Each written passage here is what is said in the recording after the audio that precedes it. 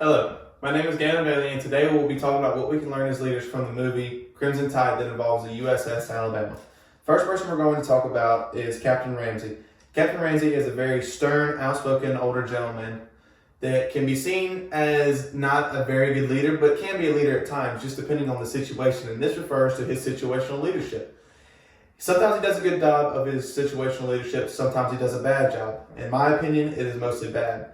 The other way he is, its other core would be authoritative. And the way he uses his authoritative leadership is kind of more along the lines, I said it, so do it. He's not very good at using his authoritative leadership because excuse me, he does it in a way that's more, I said so I don't care what you have to say, just do it because I'm the one in charge. He also has a delegative leadership style. He tells people what to do, and the way he uses his delegative, I don't think he also does that in a good way, because he's more along the lines is, hey, do it. This is what you have to do it. I'm not going to show you. I'm not going to help you with it. You're just supposed to do it. And so this can kind of come back on him as not the best leadership traits, as those three are his core, but he can also be a in-the-box leader, and a subcategory of that in-the-box that we talk about in Leadership 2210 is in better than box, which means he is too prideful to think that, hey, I don't have to think about other people, I just really have to think about myself. And to say all that, about all the negativity about him, he can be very positive, he can be very motivating at times, and he can be very, comical at times and cause some relief between the crew members. Lieutenant Commander Hunter is my favorite out of the people, and also Denzel Washington does a very good job of, really no matter what role he is in. But in this particular movie, in this particular character, he's a very motivating and careful leader that sees the vision at hand, and the vision is the safety of the United States and the safety of his crew. He leads by example, and you can see this in a scene that they talk about nuking Hiroshima, and in this scene, he answers without answering. The captain actually points that out, and I think that's a very good thing by him because he's very careful. He's very well thought of. He thinks about the actions rather than just saying. Where the captain, on the other hand, kind of just has the first thing that comes to his mind. He doesn't really care. But Lieutenant Commander Hunter is more of a transformational leader. He wants to affect the people around him, and you can see this in the scene that we actually did the discussion on, where the facts come through, it was interrupted, and the commander's like, no, or the commander says, no, we are going to, see what this says because our directives may have changed. The captain's like, no, we're shooting the missiles. This is what we were told to do. I don't have to think about it. And you can see that Lieutenant Commander Hunter is very transformational in this because he's like, hey, he's showing all the people around, you got to be well thought of, you got to be well knowing of the situation at hand. You can't just react off of emotions, and because things change. Sometimes directives change, and you have to change those directives. And he is very authentic. He is a real leader. He's not a fake. You can tell that he is not two-faced. There's all kinds of adjectives we can describe people and leaders like this, but he is very authentic. He does a very good job of being real, and I admire that most in a leader, is being authentic, being able to tell the truth. And the last core value of Lieutenant Commander Hunter would be servant leadership. And the biggest servant leader I always think of, whether you believe or you don't, is Jesus Christ. As he washed the feet of his own disciples, he died on the cross for our sins.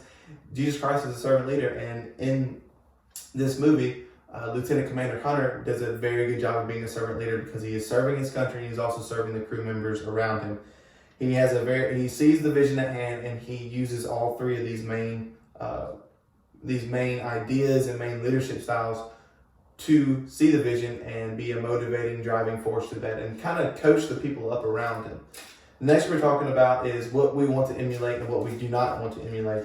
Sadly, what we mostly don't want to emulate comes from the captain himself. As the way he handles situations, the way he's a situational leader is a very bad way. He's a very in-the-box, better-than-box person. He's very prideful. And the way he is authoritarian, which being authoritative isn't a bad leadership style, but in his way of doing it, it is a bad way, which it can be very good, but he just goes about it the right way. It's more of a power-hungry type authoritative than, a helping authoritative type. The next we're going to talk about is what we want to emulate, and most of that comes from Lieutenant Hunter. He's a very transformational leader. He wants those around him to be better. He is a very authentic leader. He's real. He's very by the book sometimes, which can be bad and can be good, but he does it in the good way. And sometimes he goes off of the book. The scene that I see that he goes most by the book is the one that we've talked about already, which is by the missiles, and he wants to figure out, hey, does this really has our directive change, or is it still the same? And he's a very out of the box leader. He's a very servant leader. He takes those people around him and he applies to their needs. He thinks about them when he's making decisions, and he does a very good job of just being an overall great leader. And we should want to emulate him and his core leadership values.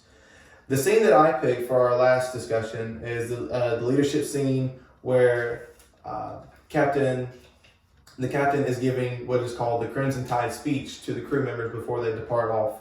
And the speech is basically about, the Russians have this, we're going to there's trouble in Russia, we're going over there, we're going to steal and bring back the lethal machines that they have, we're going to have the most firepower, we're going to keep the U.S. safe, and we're the first and last line of defense, basically. And the speech, him as a leader, he is a situational leadership. This is one of the situations where he does very good at leading, and he's just very motivating, and he's delegating of, hey, this is what we're going to do. We're going to do a great job of it, and it really gets the crew fired up. And the crew, as followers, this is a sheep and shepherd kind of moment, and the norming, storming steps. This is a forming.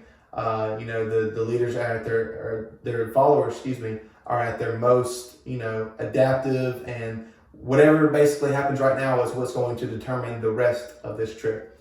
And I think he does a very good job in that speech of, hey, we're going to go out there, we're going to bring this stuff back, this is for, the US of A, and he does a very good job of being a very good situational leader in that aspect. Thank you.